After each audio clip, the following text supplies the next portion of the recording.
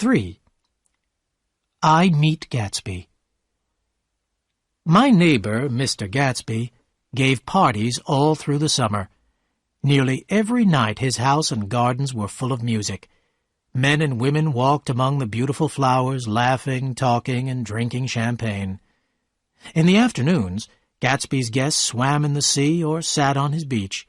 His motorboat roared across the bay. Every weekend, Gatsby's cars carried his guests to and from the city. Colored lights hung from the trees in Gatsby's gardens. Food was brought from New York, rich, beautiful food, and it was put on long tables under the trees. There was every kind of drink. At 7 o'clock, the band started to play. Cars from New York were parked outside Gatsby's house. Soon, everyone was a little drunk and talking to people they had never met before.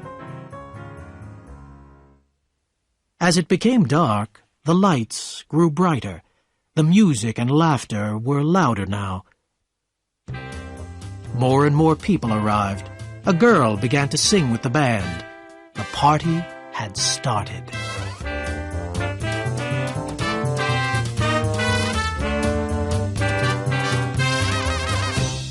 Not all these people had been invited to Gatsby's house. All kinds of people drove out to Long Island and stopped outside Gatsby's door. Then they joined the party and started to have a good time. Sometimes they were introduced to Gatsby.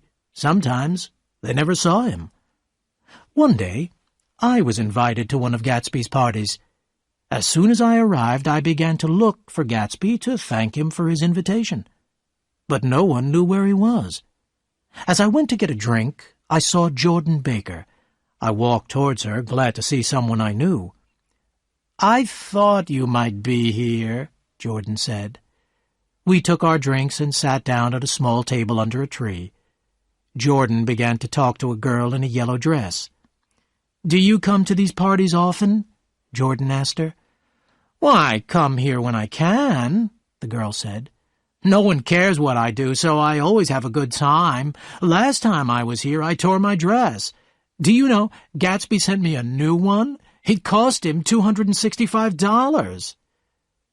"There's something strange about a man like that," another girl said. "He doesn't want any trouble from anybody." She leant across the table and said, "Somebody told me that Gatsby killed a man." "Oh, I heard he was a German spy," a man added. "Oh, no. He was in the American army in the war, but I'm sure he's killed a man," someone else said, and the girls laughed excitedly. Supper was now being served. Jordan and I left our table and went to look for Gatsby. The bar in the garden was crowded, but Gatsby wasn't there. We walked into the house, opened a door, and found ourselves in a library. A fat, middle-aged man was leaning against the table. He stared at us through his round glasses. "What do you think?" he asked.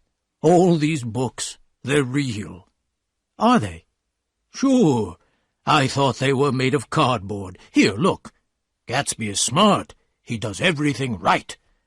And the man held up a book in front of our faces. "How did you get here?" the fat man asked. "I was brought. I've been drunk for a week."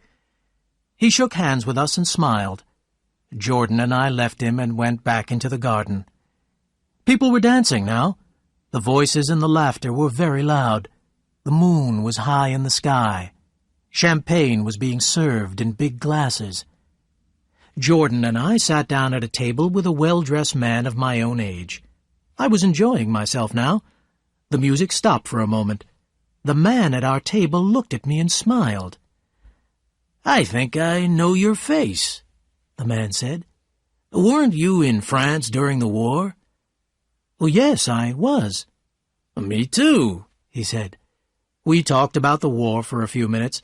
Then the man told me that he had a new motorboat. "Want to go out with me in the morning, old sport?" he asked. "Sure, what time?" "Oh, let's say 9 o'clock. I looked around the garden and smiled. "This is an unusual party," I told the man. "I haven't seen my host yet. Gatsby sent me an invitation this morning. I ought to thank him." The man stared at me in surprise. "Oh, I'm Gatsby," he said. "I thought you knew, old sport. I'm not a very good host, am I?" Gatsby smiled. He had a pleasant smile. His smile made me feel important. I looked at Gatsby with interest. He was a tough-looking young man, but he had beautiful clothes and beautiful manners. At that moment the butler hurried up to our table. Gatsby stood up and bowed to each of us. "Chicago's on the phone. You must excuse me," he said politely. "Please ask for anything you want, old sport. I will see you again later." When Gatsby had gone into the house, I said, "Who is he, Jordan? Does anyone know?"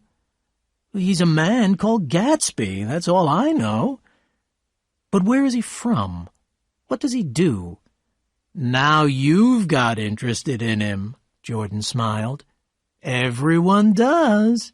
He told me once he was educated at Oxford, England, but I don't believe it." "Why not?" "I don't know, but who cares? He's got good manners, and he gives big parties. I like big parties." There was a crash on the drums, and the band leader spoke. "A new jazz tune for Mr. Gatsby," he cried. The band began to play. I looked up and saw Gatsby standing alone on the white steps in front of his house. His face was tanned, and his hair was cut short. Gatsby stood there, very straight, his hands in his pockets.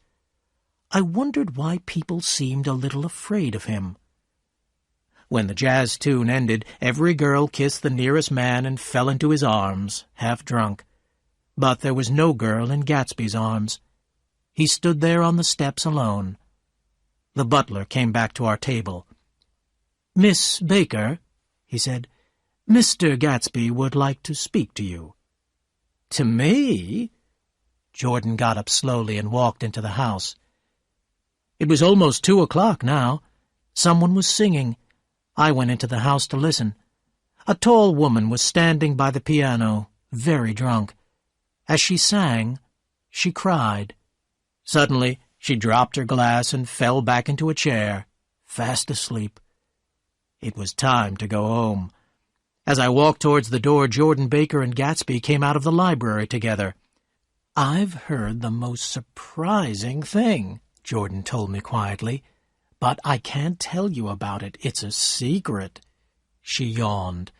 "I must go. My friends are waiting. Do phone me." A few guests were standing near Gatsby. I went up to him to say goodbye. "Don't forget we're going out in the boat, old sport," he said. "At 9 o'clock. Then the butler said, "Philadelphia wants you on the phone, Mr. Gatsby, sir." "All right, wait a minute." Gatsby smiled at me. "Good night, old sport. Good night." I walked down the steps. The lights of a dozen cars shone on the gardens. Drunken voices were saying good night. I walked across the lawn in the moonlight. The cars drove away. The gardens were quiet and empty. All alone, Gatsby stood on the white steps, waving goodbye.